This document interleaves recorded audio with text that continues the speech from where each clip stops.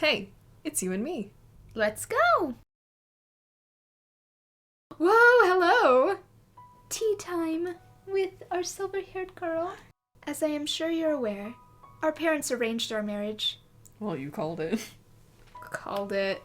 Before I immigrated to this country to be married, I lived in a misty island nation.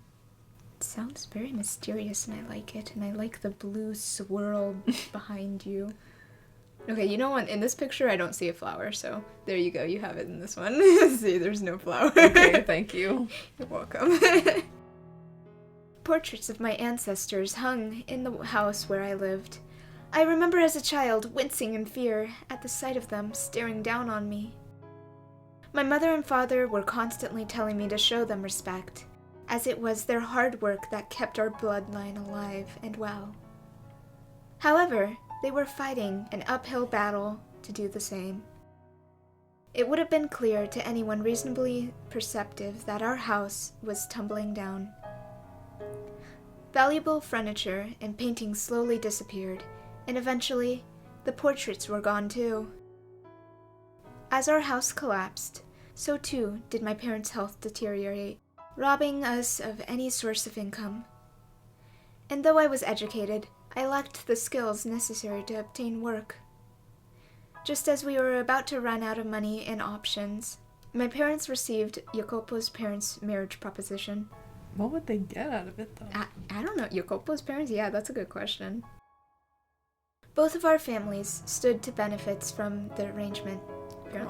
Apparently they got something out of it. I had social status, and he had wealth. How is there a social status if you have nothing left? Everyone would know. But she said, if you really look at it, pretty much, so I guess no one really figured it out. So I guess she still had social status. We each had what the other lacked. One needs more than money to make it in the world. Without at least a semi-reputable name attached to you, you're liable to get laughed at of most social gatherings. But he doesn't even let you go to any social gatherings? What the frick? The first met? Okay. Whoa. I first met Jacopo here, in this country. We didn't even know what the other looked like until our wedding day. To be quite honest, I was scared to death at first. I was nervous. What kind of man would he be? Was I to be wed to some middle-aged stranger? We were not marrying because we had fallen in love like a normal couple. I knew I was in no position to be concerned with such things, but when I thought about our future, I shook with fear. But the man I saw, through my veil, at the wedding was remarkable. He was young, had strong masculine eyes, and, at the same time, he too appeared nervous. He was shaking so much. No, even more than me. Seeing that, the priest gave an impish little smirk when he asked Jacopo if he vowed his eternal love to me. I counted myself among the happy, and I still do. For in that moment, I experienced true love. You wanted to hear about when he was kind to me? Well, after the wedding, we were given a week to ourselves. I suppose you could call it a honeymoon, though we didn't take the trip overseas, or even go very far at all. He looked at me with uncertainty and asked, Where would you like to go? I beg your pardon? That's what this week is for, right? I'll consider granting your request, so tell me where you want to go. This is all so sudden. Nothing? Well, this whole arrangement was spur of the moment. Normally we would have planned a trip in advance. But unfortunately, our purpose is served so long as we act the part. You must be disappointed that you have to plan your honeymoon as it's happening. No. What? Speak clearly. I don't like it when people don't speak their mind. I'm sorry. But I'm happy. even if this is a political marriage. Well, you're quite the positive thinker. Your parents say something to make you think that way? Well, either way, if you're so glad to be in this arrangement, then hurry up and decide on a destination. Though there's a limit to how far we can go. If you want to take a trip, I'll consider it. What, is something funny? It just seemed comical to me that our honeymoon has begun and we're only now deciding where we want to go. Not in a bad way, though. I'm glad our parents didn't arrange everything for us. Perhaps you've heard, but I'm quite sensitive to the sunlight, and not in the best of health. So it would be rather trying for me to spend a full week out of the house. We couldn't go on a trip, but if it's not too much trouble... Speak up. Could you show me around town? I'm new to this country and unfamiliar with its customs. And I'm rather afraid to go wandering about on my own. Show you around? Yes. Would that be possible? On a rare bit of time off, you ask me to show you around town? Is that really the most exciting idea you have? Did you not just listen to her? I'm sorry.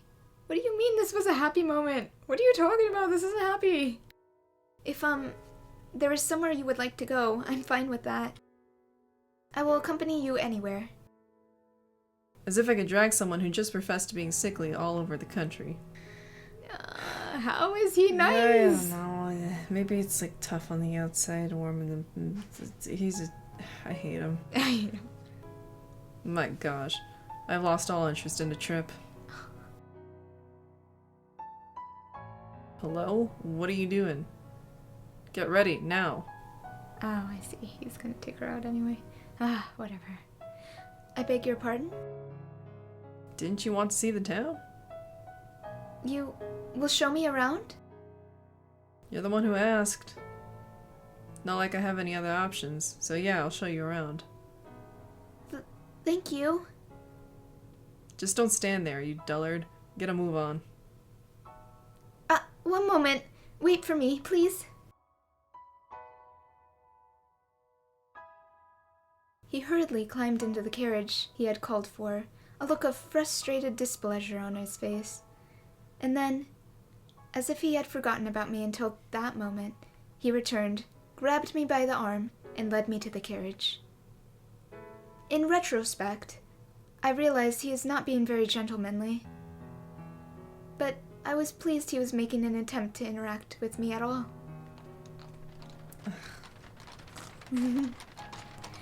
As the carriage trotted down the streets, I saw many new things. I had spent most of my time cooped up inside at home, so it was like stepping into an entirely new world. And add to that the rapid industrial advancement currently taking place. I saw men shouting back and forth as they smacked newspaper articles with the backs of their hands. I saw corner cafes crowded with cigar-smoking men on their break from work. It was like the hustle and bustle of a festival. Do you know what that looks like? Sorry,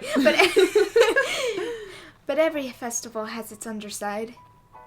I also saw overworked men, looking like they were on the verge of collapse, drinking water from a spigot on the side of the road.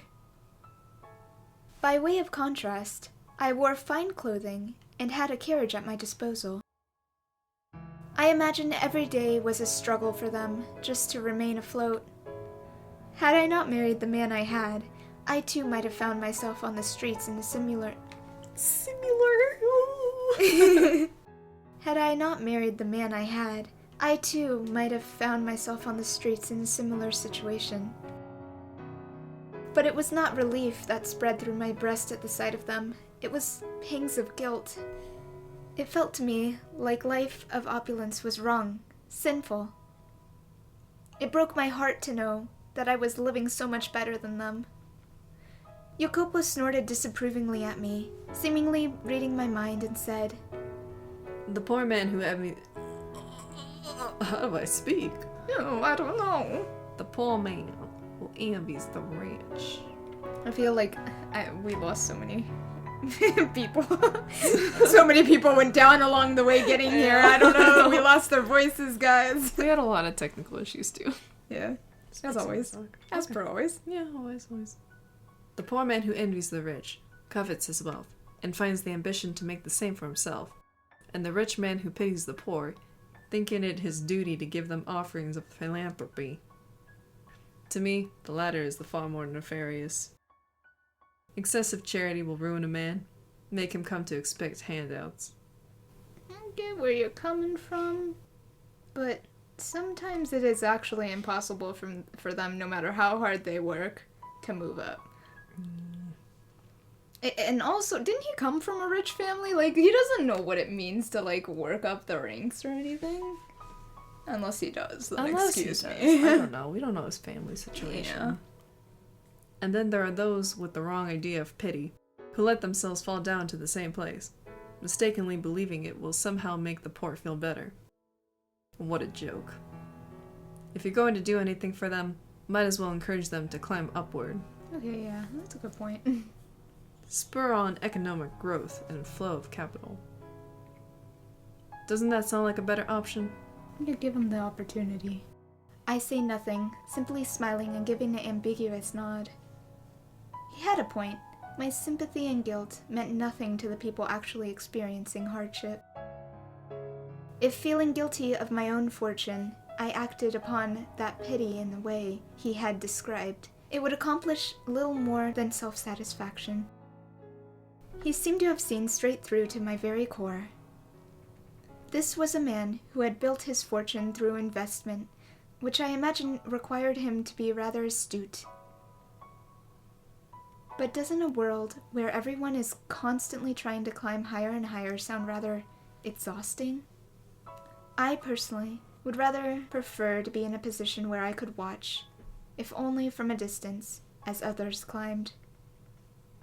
But obviously, I could not say as much to him. Sometime later, the carriage came to a stop in front of a shop. Oh, that rhymes.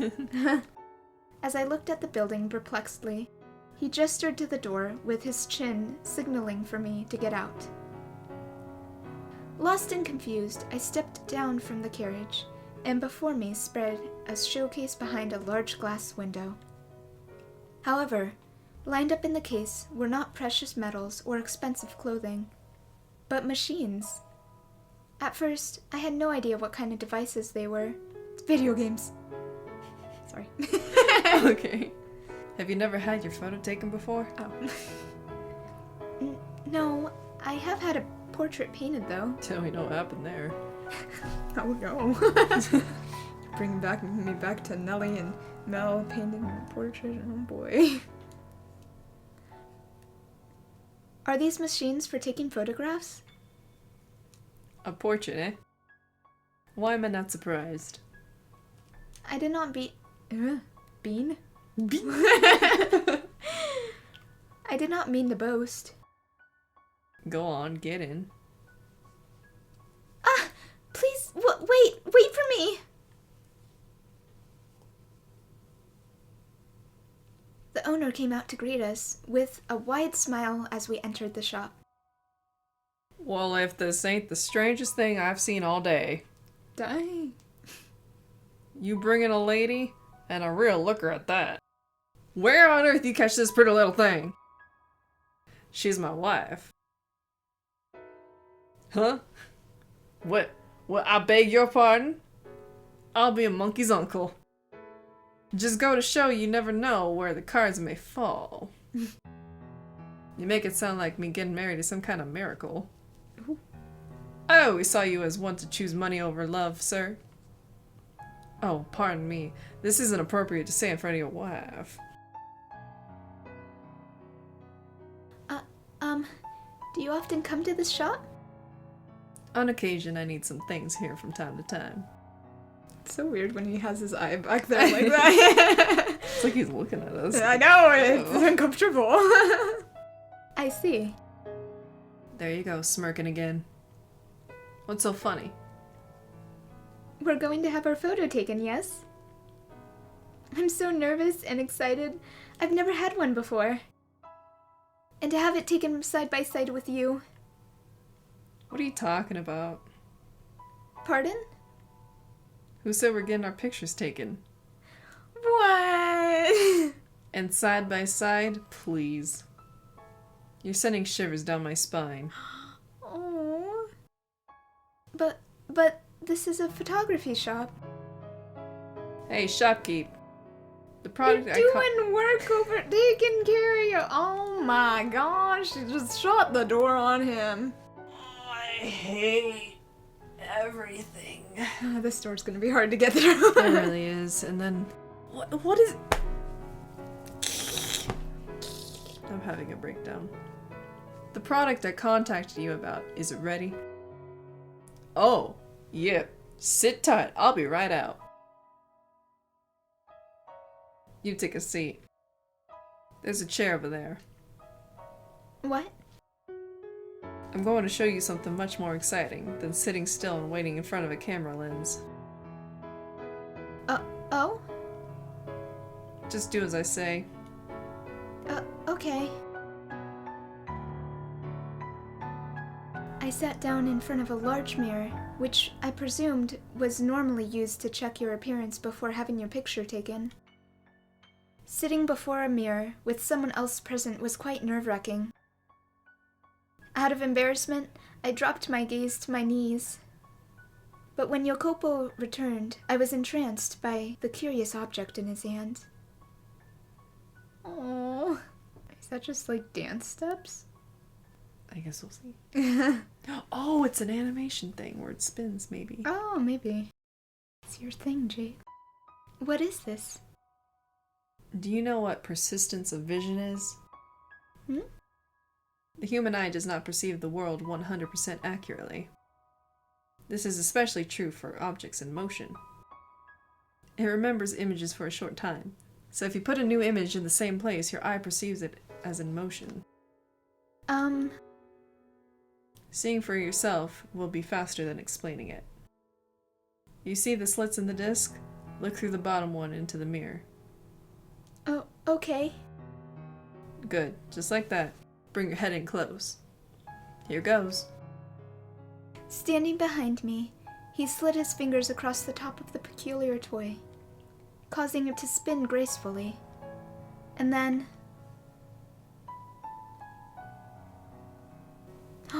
I didn't think they would actually do an animation. Yay!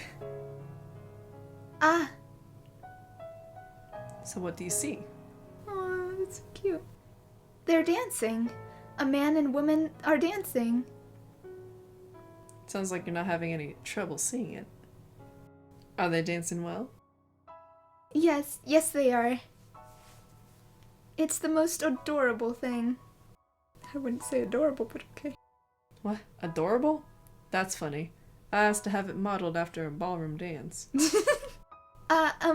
Yes, it's a very elegant dance. But you see, they're small, like little dwarves, which I thought was kind of cute.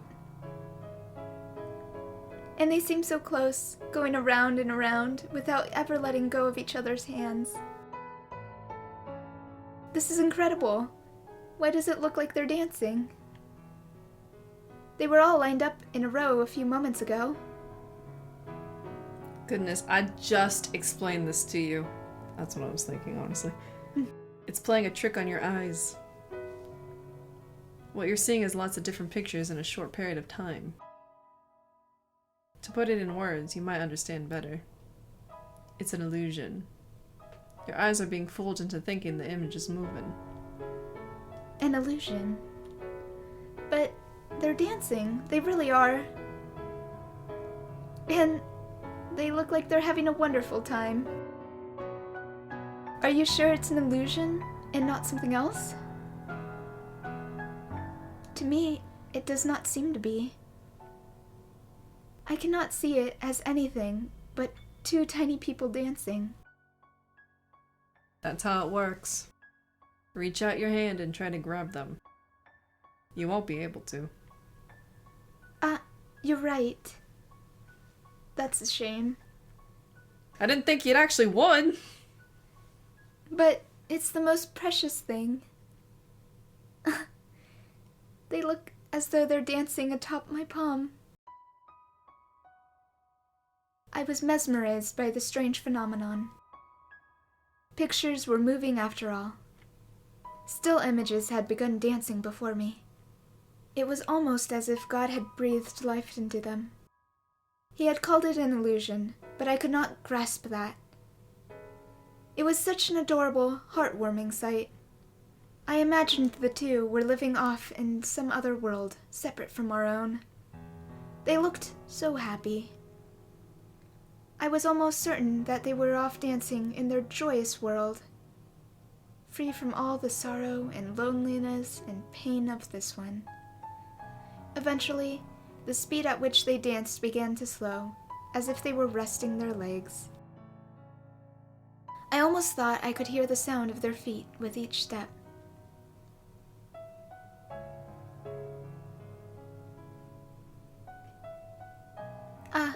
They stopped. They can dance forever. They don't get tired. I see. I'm amazed such an incredible device exists in this world. It makes me wish I had gone outside sooner. I'm sure someone from as distinguished a house as yours has seen plenty of amazing things with your family. I like your finger. Thank you. I don't want to lick them like Maria, though. Oh my gosh, you can no. have your finger. No, I wouldn't want that. Hardly. I rarely ever left the house. I'm ignorant about the ways of the world. If you had not told me, I would have probably never known about moving pictures. The illusion of moving pictures. Do you like it? Yes, of course. More than a portrait you had painted? Yes I do. The painting was wonderful too, but... You can't seem to make up your mind. Go on. Tell me. Which do you like better, the portrait or this? I like this better. I see. He looks somewhat pleased. Though, when it comes down to it, this is a simple trick only a child would fall for. Then, I suppose that makes me a child.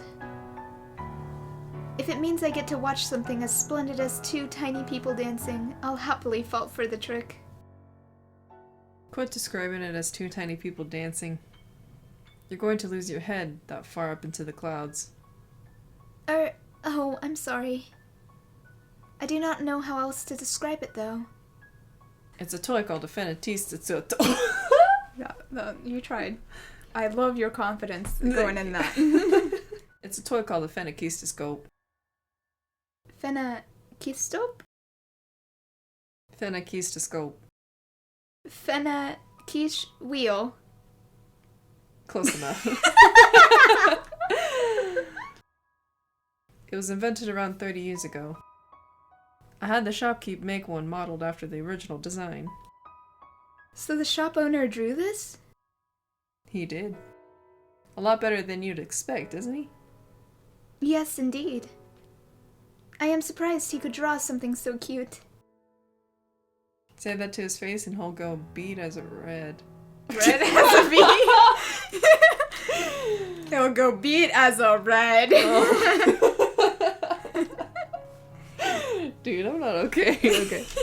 Say that to his face and he'll go red as a beet. What I'd give to get a load of that. You should tell him the next time you see him. He's a sweet man. Despite how he looks, you mean? It's not right to judge people based on their appearance. I'm just kidding. Don't take it too seriously. The shopkeep here loves new technology. The Fenakistoscope is one such invention that caught his eye. You can trick the eye into thinking drawings are moving. Using a sequence of photos, you can perhaps make it seem though as real people are moving too. And that's how animation started. Mm-hmm. And if it becomes possible to show those images to many people at once, Those developments could broaden the options artists have to express themselves. Not drawings, but photographs? Yes, photos. By taking hundreds or perhaps thousands of photographs, it would be possible to reproduce the world as we see it. This room, people walking down the streets. There's no point in recording boring everyday life, though. If we're gonna leave a record of anything behind, it should be the projects and enterprises that move nations. Say, for example, a moving record for the opening ceremony of the railroad. That would be something worth watching. And then in time, it would expand beyond a mere record-keeping technology and find its way into the hands of artists. I think Jacopo would be very mad about where it has gone. People take recordings of anything. That is true. But that's okay. Is such a thing possible? You must remain still for a long time just to take a single photograph. Right now it isn't. But eventually it will be. And I'm not simply fantasizing here. Is that so? It sounds very futuristic. Do you What? want to support people who work for that sort of thing? Is that why you are friends with the owner? It has nothing to do with my wants. I merely think there's money in it. The rich starve for entertainment, and artists create that entertainment.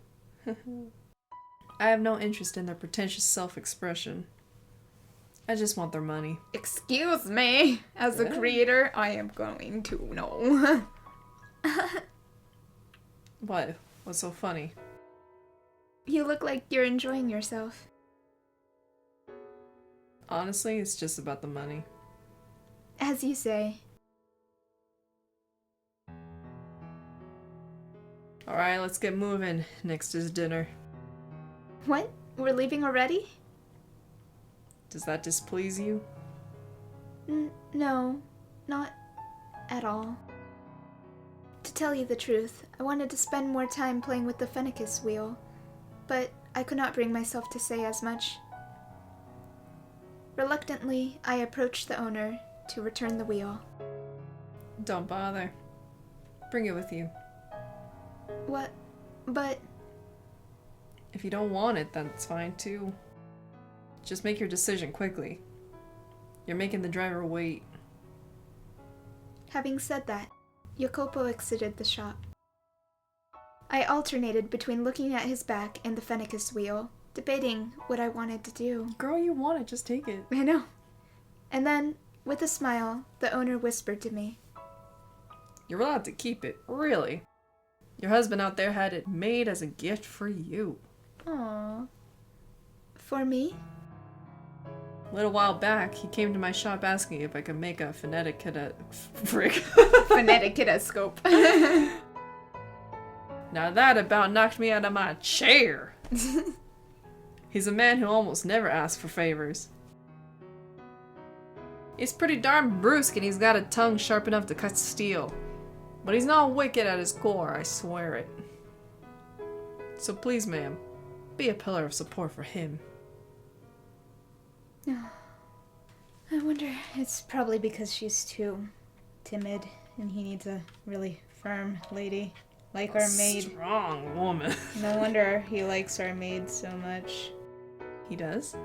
I thought the lady, the other maid, said if he didn't favor her, she would be gone. Like, she would be... No, if he doesn't treat her right, then nobody treats her right. No. About the maid. What's her name? Darla? Maria? Maria? I have no, I don't know. In that moment, the Fennecis wheel became a precious treasure to me. We had only just married days earlier, and yet he had commissioned it for me without even knowing what I looked like. I was filled with a warm, pleasant elation. I agreed with the owner. Jacopo was not a bad man. He merely had difficulty expressing himself. Hurrying back to the carriage, I gave him my deepest thanks. He glanced over at me for a moment, then turned back towards the window and muttered, "Yeah, From there, we went to the restaurant for dinner. You call this pizza? The crust is an atrocity. It's like I'm chewing on rubber. How can you wave my country's flag and not serve spaghetti? Do you have any shame at all? This wine is pitiful, unbalanced, far too high levels acidity. Listen to me carefully. The house wine is the face of a restaurant. He complained about every little thing. It was a complete disaster. But, curiously enough, I was not at all put off by his behavior. When the sun set, the carriage made its way to a nearby hill. The cool nighttime breeze felt wonderful on my skin, flushed from the alcohol, and the light from the gas lamps had a comforting warmth to it. Though Jacopo had complained about the quality of the wine, once he intoxicated himself, his mood improved visibly. Of course. It made him unexpectedly talkative. Look out at the city. A gloomy town that shuts down at night isn't suited to expansion or growth, but this city isn't like that. You can see people walking beneath the lamps, and you can hear the bustle of them talking. This is a city that still has plenty of room to grow. As they ride the rising wave of economy, many, many more people will gather here. More people means more money in circulation. More money in circulation means the city grows. Companies are founded, and more goods are bought and sold. Will it really change so drastically? It can be difficult to see what's happening from the inside. The majority of people just go about their daily lives, and the next thing they know, things are different. No, I'd wager most didn't notice the changes at all. Only those with eyes sharp enough to realize that what's happening can seize success. I cannot afford to overlook even the most minute change. Do you have a dream of some kind? A dream? I'm not sure if it's easy enough to attain to call a dream. Others might call it greed, or perhaps ambition. Don't laugh now. My intention is to make the world mine. Alright. The world. Yes, the world. And to do that, you need neither physical strength nor kindness, but money and influence. People have no choice but to kneel before those forces. Why are you so intent on obtaining power? Because I want to change my country, I imagine. Your country? You are aware that I, like you, are an immigrant, right? I emigrated from an island in the Mediterranean, though not the same island as you. My country is a peculiar place where candor and violence go hand in hand. As a whole, the country is on the poor side, and if nobody does anything about that, I am one of but a few of my fellow countrymen who has set his sights on the new world. Okay. Maybe he does have room to talk. They are fallen far behind other nations. If I find success here, perhaps that will catch their attention. But if it doesn't, then my country is doomed to collapse. You have much love for your homeland. My feelings are a little more complicated than mere love. But that's nothing you need to concern yourself with. Well, I'll have to remember not to get myself drunk around a woman again. Forget everything I just said. It's about time we head back to the house. Alright, but What is it? is it alright if I provide encouragement as you try to attain your dream? I know my presence is more likely to be a hindrance, but I would like to be there to watch as you trek forward. I suppose. Do as you wish. Thank you. You have my support then. Darling? Sent a shiver down my spine, though not an unpleasant one. I am glad to have you as my partner. I still don't like him. Yeah. He's alright. No. But I don't like him. He's abusive. No. Yeah. I was, without a doubt, happy then. His smile, the things he said, the Fennicus wheel he gave me, they were all undeniably real. And those memories give me the will to wait. She always waits. You're killing me, girl. She's killing herself. For the day things go back to the way they were. They won't. They don't. They don't. They will allow me to believe. God. Maid girl, set her head right.